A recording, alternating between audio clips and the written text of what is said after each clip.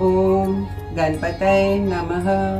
या देवी सर्वभूतेषु छायारूपेण संस्थिता नमस्तस्यै नमस्तस्यै नमस्तस्यै नमो नमः।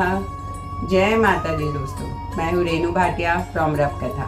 नवरात्रि का 7वां दिन माँ काल रात्रि की पूजा अर्चना के लिए समर्पित है। यह माँ दुर्गा का रौद्र रूप भी है जिसके वर्ण काला है, इसलिए इन्हें माँ काली या कालिका के नाम से भी जाना जाता है। माता का यह रूप अत्यंत भयंकर है, परंतु भक्तों के लिए अत्यंत शुभ फलदायी है। पहले 10 मिनट अर्थ अर्गला स्तोत्रम और अर्थ कीलकम का मंत्र उच्चारण किया करेंगे और फिर श्री दुर्गा सप्तशती का पाठ पढ़ेंगे। ये है एपिसोड 7।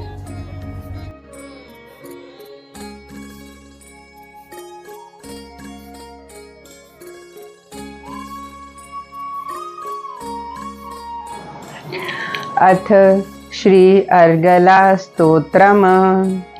ओम अस्य श्री अर्गला स्तोत्र मंत्रस्य विष्णु ऋषिः अनुष्टुप् छन्दः श्री महालक्ष्मीर्देवता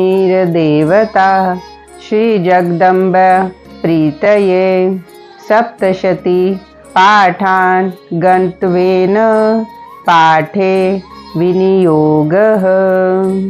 ओम नमश्चंडिकाय।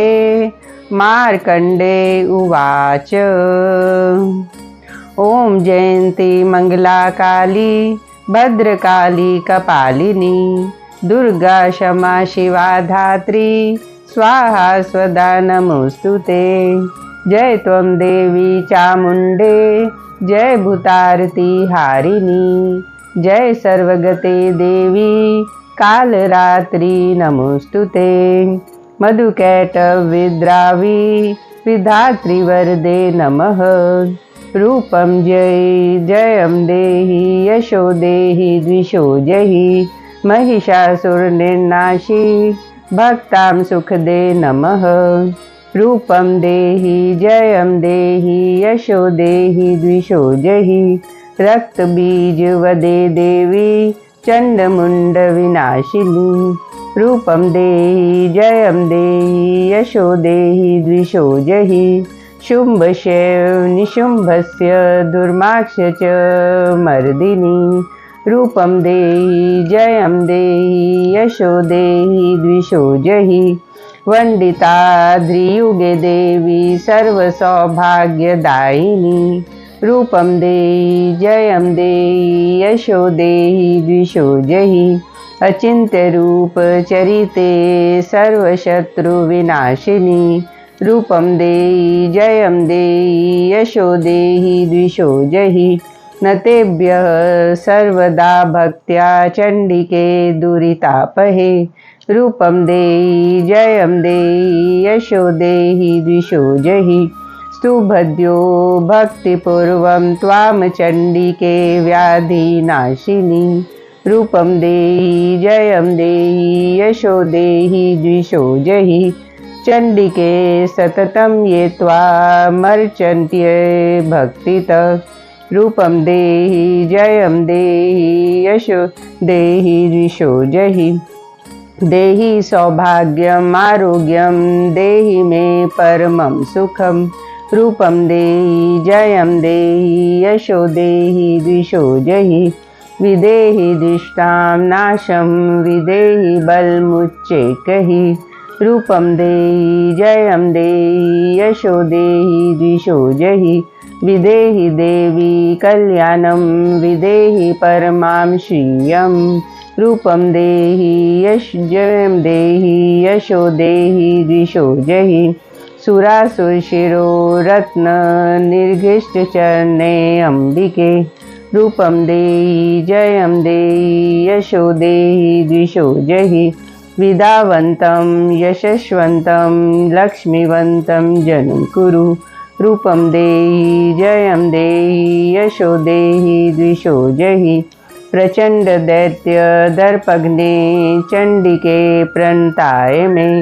रूपं देहि जयं देहि यशो देहि द्विषो जहि चतुर्भुजे चतुर्वक्त्र संस्तुते परमेश्वरी रूपं देहि जयं देहि यशो देहि द्विषो जहि कृष्णेन संस्तुते देवी शश्वतभक्त्या सदाम्बिके रूपं देहि जयं देहि यशो देहि द्विषो जहि हिमाचल सुता नाथ संस्तुते परमेश्वरी रूपं देहि जयं देहि यशो देहि द्विषो जहि इंद्राणीपति सद्भा पूजिते परमेश्वरी रूपं देहि जयं देहि यशो देहि द्विषो जहि देवी प्रचंड दोरदंड दैत्य दर्प विनाशिनी रूपं देहि जयं देहि यशो देहि द्विषो जहि देवी भक्त जनोदान दत्तानंदोदय अंबिके रूपं देहि जयं देहि यशो देहि द्विषो जहि पत्नीं मनोरमां देहि मनोवृतानुसारिणीं तारिणीं दुर्गा संसार सागरस्य कुलोद्भवाम् इंद्रं स्तोत्रं पठित्वा तु महास्तोत्रं पठेन्नः स तु सप्तशती संख्या वर्माप्नोति सम्पदाम् इति देव्य अर्गलास्तोत्रं सम्पूर्णम्।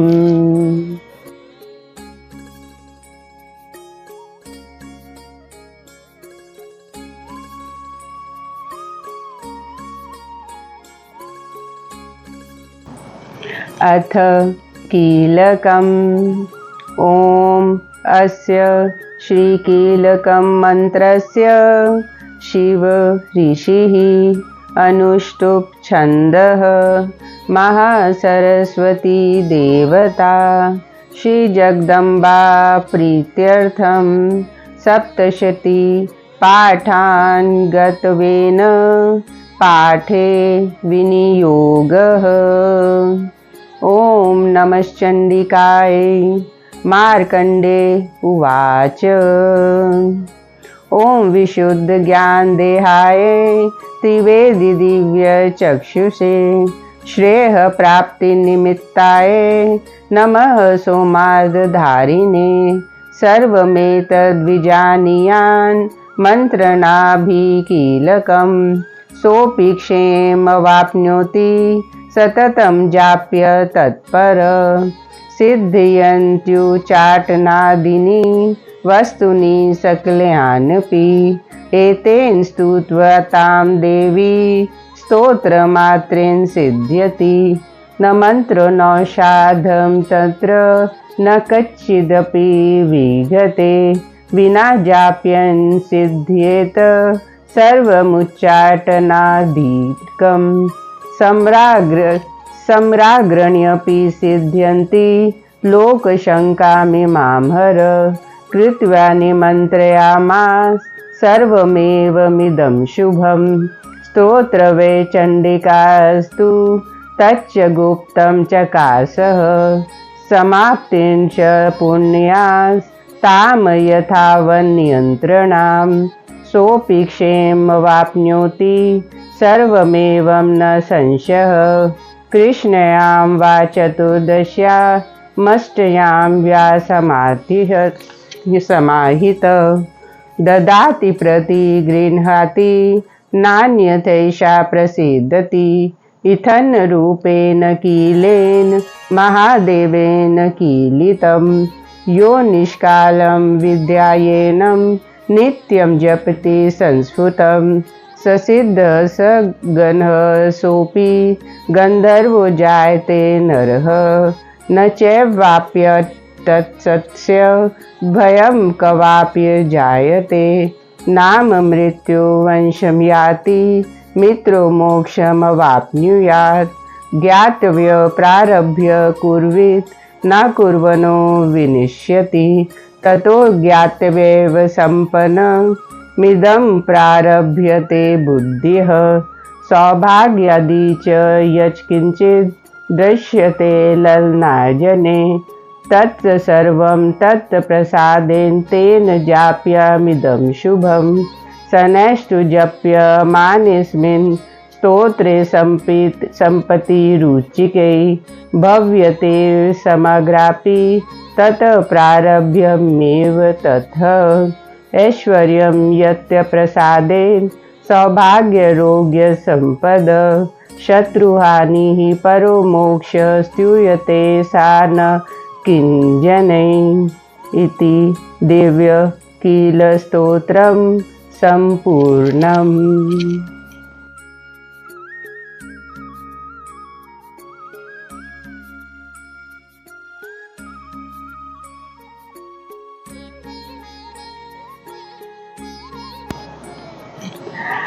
एथ अध्याय। मैं अनिमा आदि सिद्धिमयी किरणों से आवृत भवानी का ध्यान करता हूँ। उनके शरीर का रंग लाल है, नेत्रों में करुणा लहरा रही है तथा हाथों में पाश, अंकुश, बाण और धनुष शोभा पाते हैं। ऋषि कहते हैं, चंड और मुन नामक दैत्यों के मारे जाने तथा बहुत से सेना का संहार हो जाने पर दैत्यों के राजा प्रतापी शुंभ के वन में बड़ा क्रोध हुआ और उसने दैत्यों की संपूर्ण सेना को युद्ध के लिए कूच करने की आज्ञा दी। वह बोला, आज उदायुध नाम से 86 दैत्य सेनापति अपनी सेनाओं के साथ युद्ध के लिए प्रस्थान करें। कंबू नाम वाले दैत्यों के 84 सेनानायक अपने वाहिनी से घिरे हुए यात्रा करें।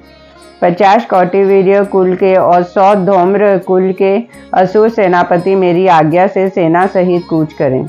कालक, दोहर्द, मौर्य और कालकय असुर भी युद्ध के लिए तैयार हो मेरी आज्ञा से तुरंत प्रस्थान करें। भयानक शासन करने वाला शुंभ इस प्रकार आज्ञा दे सहस्त्र बड़े बड़े सेनाओं के साथ युद्ध करने के लिए प्रस्थित हुए। उनकी अत्यंत भयंकर सेना आती देखकर चंडिका ने अपने धनुष के टंकार से पृथ्वी और आकाश के बीच का भाग गुंजा दिया। राजन, तदनंतर देवी ने सिंह ने भी बड़ी जोर जोर से दहाड़ना आरंभ किया। फिर अंबिका ने घंटे के शब्द से उस ध्वनि को और भी बढ़ा दिया। धनुष की टंकार, सिंह की दहाड़ और घंटे की ध्वनि से संपूर्ण दिशाएं गूंज उठी। उस भयंकर शब्द से काली ने अपने विकराल मुख को और भी बढ़ा लिया तथा इस प्रकार वह विजयिनी हुई। उस तुमुल नाद को सुनकर दैत्यों के सेनाओं ने चारों ओर से आकर चंडिका देवी, सिंह तथा काली देवी को क्रोधपूर्वक घेर लिया। राजन, इसी बीच में असुरों के विनाश तथा देवताओं के अभ्युदय के लिए ब्राह्मण, शिव, कार्तिकेय, विष्णु और इंद्र आदि देवों की शक्तियां जो अत्यंत पराक्रम और बल से संपन्न थी, उनके शरीरों से निकलकर उन्हीं के रूप में चंडिका देवी के पास गई। जिस देवता का जैसा रूप वैसा वेशभूषा और वैसा वाहन है, ठीक वैसे ही साधनों से संपन्न हो उसकी शक्ति असुरों से युद्ध करने के लिए आई। सबसे पहले हंस युक्त विमान पर बैठी हुई अक्षसूत्र व कमंडलू से सुशोभित ब्रह्मा जी की शक्ति उपस्थित हुई, जिसे ब्रह्मानी कहते हैं। महादेव जी की शक्ति वृषभ पर आरूढ़ हो, हाथों में श्रेष्ठ त्रिशूल धारण किए, महानाग का कंकन पहने और मस्तक में चंद्र रेखा से विभूषित हो वहां पे आ पहुंची। कार्तिकेय जी की शक्ति रूपा जगदम्बे का उन्हीं का रूप धारण किए श्रेष्ठ मयूर पर आरूढ़ हो हाथ में शक्ति लिए दैत्यों से युद्ध करने के लिए आई। इसी प्रकार भगवान विष्णु की शक्ति गरुड़ पर विराजमान हो शंख, चक्र, गदा, शंख, धनुष तथा खड्ग हाथ में लिए वहां आई। अनुपम यज्ञ वारा का रूप धारण करने वाली श्री हरि की जो शक्ति है, वह भी वारा शरीर धारण करके वहां उपस्थित हुई। नरसिंह शक्ति भी नरसिंह के समान शरीर धारण करके वहां आई।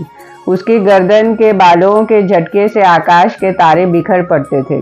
इसी प्रकार इंद्र की शक्ति वज्र हाथ में लिए गजराज ऐरावत पर बैठकर आई। उसके भी शस्त्र सहस्त्र नेत्र थे। इंद्र का जैसा रूप है वैसा ही उसका भी था। तदनंतर उन देवी शक्तियों से घिरे हुए महादेवी ने चंडिका से कहा, मेरी प्रसन्नता के लिए तुम शीघ्र ही इन असुरों का संहार करो। तब देवी के शरीर से अत्यंत भयानक और परम उग्र चंडिका की शक्ति प्रकट हुई, जो सैकड़ों गीदड़ियों की भांति आवाज निकालने लगी। उस अपराजिता देवी ने धूमिल जटा वाले महादेव जी से कहा, भगवान, आप शुंभ निशुंभ के पास दूत बनकर जाइए। और उन अत्यंत गर्वीले दानव शुंभ एवं निशुंभ दोनों से कहिए। साथ ही उनके अतिरिक्त जो भी दानव युद्ध के लिए वहां उपस्थित हो उनको भी यह संदेश दीजिए। दैत्यों, यदि तुम जीवित रहना चाहते हो तो पाताल को लौट जाओ। इंद्र को त्रिलोकी का राज्य मिल जाए और देवता यज्ञ भाग का उपयोग करें। यदि बल के घमंड में आकर तुम युद्ध की अभिलाषा रखते हो तो आओ, मेरी शिवाएं तुम्हारे कच्चे मांस से तृप्त है। चूंकि उस देवी ने भगवान शिव को दूत के कार्य में नियुक्त किया था, इसलिए वह शिवदूती के नाम से संसार में विख्यात हुई। वह महादैत्य भी भगवान शिव के मुंह से देवी के वचन सुनकर क्रोध में भर गए और जहाँ कात्यायनी विराजमान थी उस और बढ़े। तदनंतर वे दैत्य अमर्ष में भरकर पहले ही देवी के ऊपर बाण, शक्ति और अरिष्ट आदि अस्त्रों का वृष्टि करने लगे। तब देवी ने भी खेल खेल में ही धनुष की टंकार से और उसे छोड़े हुए बड़े बड़े बाणों द्वारा दैत्यों को चलाए जाने वाले बाण, शूल, शक्ति और फरसों को काट डाला। फिर काली उनके आगे होकर शत्रुओं को शूल के प्रहार से विदीर्ण करने लगी और खटवांग से उनका कचूमर निकालती हुई रणभूमि में विचरने लगी। ब्रह्मानी भी जिस जिस और दौड़ती उसी और अपना कमंडलों का जल छिड़क कर शत्रुओं के ओज और पराक्रम में को नष्ट कर देती थी। महेश्वरी ने त्रिशूल से और वैष्णवी ने चक्र से और अत्यंत क्रोध में भरी हुई कुमार कार्तिकेय ने शक्ति से दैत्यों का संहार करना आरंभ किया। इंद्र शक्ति के वज्र प्रहार से विदीर्ण हो सैकड़ों दैत्य दानव रक्त की धारा बहाते हुए पृथ्वी पर सो गए। वाराही शक्ति ने कितनों को अपने थुथुन सी मार से नष्ट किया, दाढ़ों के अग्रभाग से कितनों की छाती छेड़ डाली तथा कितने ही दैत्य उनके चक्र की चोट से विदीर्ण होकर गिर पड़े। नरसिंह भी दूसरे महादैत्यों को अपने नखों से विदीर्ण करते हुए खाती और सिंहनाद से दिशाओं और आकाश को गुंजाती हुई युद्ध क्षेत्रों में विचरने लगी। कितने ही असुर शिवदूती के प्रचंड अट्टहास से अत्यंत भयभीत हो पृथ्वी पर गिर पड़े और गिरने पर उन्हें शिवदूती ने उस समय अपना ग्रास बना लिया। इस प्रकार क्रोध में भरे हुए मृतगणों को नाना प्रकार के उपायों से बड़े बड़े असुरों का मर्दन करते देख दैत्य सैनिक भाग खड़े हुए। मात्र गणों से पीड़ित दैत्यों को युद्ध से भागते देख रक्तबीज नामक महादैत्य क्रोध से भरकर युद्ध करने के लिए आया। उसके शरीर से जब रक्त की बूंद पृथ्वी पर गिरती तब उसी के समान शक्तिशाली एक दूसरा महादैत्य पृथ्वी पर पैदा हो जाता। महासुर रक्तबीज हाथ में गदा लेकर इंद्र शक्ति के साथ युद्ध करने लगा। तब इंद्रेणी ने अपना वज्र से रक्तबीज को मारा। वज्र से घायल होने पर उसके शरीर से बहुत सा रक्त चूने लगा और उससे उसी के समान रूप और पराक्रम वाले योद्धा उत्पन्न होने लगे। उसके शरीर से रक्त की जितनी बूंदें गिरी उतने ही पुरुष उत्पन्न हो गए। वह सब रक्त बीज के समान ही वीर्यवान, बलवान और पराक्रमी थे। वह रक्त से उत्पन्न होने वाले पुरुष भी अत्यंत भयंकर अस्त्र शस्त्रों का प्रहार करते हुए वहां मात्र गणों के साथ घोर युद्ध करने लगे। पुनः वज्र के प्रहार से जब उसका मस्तक घायल हुआ तब रक्त बहने लगा और उसे हजारों पुरुष उत्पन्न हो गए। वैष्णवी ने युद्ध में रक्त बीज पर चक्र का प्रहार किया तथा इंद्राणी ने दैत्य सेनापतियों को गदा से चोट पहुंचाई। वैष्णवी के चक्र से घायल होने पर उसके शरीर से जो रक्त बहा और उससे जो उसी के बराबर आकार वाले सहस्त्र महादैत्य प्रकट हुए, उनके द्वारा संपूर्ण जगत व्याप्त हो गया। कौमारिन ने शक्ति से, वारिणी ने खड्ग से और महेश्वरी ने त्रिशूल से महादैत्य रक्तबीज को घायल किया। क्रोध में भरे हुए उस महादैत्य रक्तबीज ने भी गदा से सभी मात्र शक्तियों पर पृथक पृथक प्रहार किया। शक्ति और शूल आदि से अनेक बार घायल होने पर जो उसके शरीर से रक्त धारा पृथ्वी पर गिरी, उससे भी निश्चय ही सैकड़ों असुर उत्पन्न हुए। इस प्रकार इस महादैत्य के रक्त से प्रकट हुए असुरों द्वारा संपूर्ण जगत व्याप्त हो गया। इससे उन देवताओं को बड़ा भय हुआ। देवताओं को उदास देख चंडिका ने काली से शीघ्रता पूर्वक कहा, चामुंडे, तुम अपना मुख और भी फैलाओ तथा ऐसे शस्त्रपात से गिरने वाले रक्त बिंदुओं और उससे उत्पन्न होने वाले महादैत्यों को तुम अपने उस उतावले मुख में खा जाओ। इस प्रकार रक्त से उत्पन्न होने वाले महादैत्यों का भक्षण करती हुई तुम रण में विचरती रहो। ऐसा करने से उस दैत्यों का सारा रक्त क्षीण हो जाने पर वह स्वयं ही नष्ट हो जाएगा। उन भयंकर दैत्यों को जब तुम खा जाओगी तब दूसरे नए दैत्य उत्पन्न नहीं हो सकेंगे। काली से यूं कहकर चंडिका देवी ने शूल से रक्त बीज को मारा और काली ने अपने मुख में उसका रक्त ले लिया। तब उसने वहां चंडिका पर गदा से प्रहार किया, किंतु उस गदापात ने देवी को तनिक भी वेदना न पहुंचाई। रक्त बीज से घायल शरीर से बहुत सा रक्त गिरा, किंतु ज्यों-ज्यों वह गिरा त्यों चंडिका चामुंडा ने उसे अपने मुख में ले लिया। रक्त गिरने से काली के मुंह में जो महादैत्य उत्पन्न हुए उन्हें भी वह चट कर गई और उसने रक्त बीज का रक्त पी लिया। तदनंतर देवी ने रक्त बीज को, जिसका रक्त चामुंडा पी लिया था, वज्र, बाण, खड्ग और अरिष्ट आदि से मार डाला। राजन, इस प्रकार अस्त्रों के समुदाय से आहत एवं रक्तहीन हुआ महादैत्य रक्त बीज पृथ्वी पर गिर पड़ा। नरेश्वर, इससे देवताओं को अनुपम हर्ष की प्राप्ति हुई और मातृगण और उन असुरों के रक्तपान के मद से उद्गत सा होकर नृत्य करने लगा। इस प्रकार श्री मार्कंडेय पुराण में सार्वनिक मनवंतर की कथा के अंतर्गत देवी महात्म्य में रक्त बीज वध नामक 8वां अध्याय पूर्ण हुआ। जय माता दी।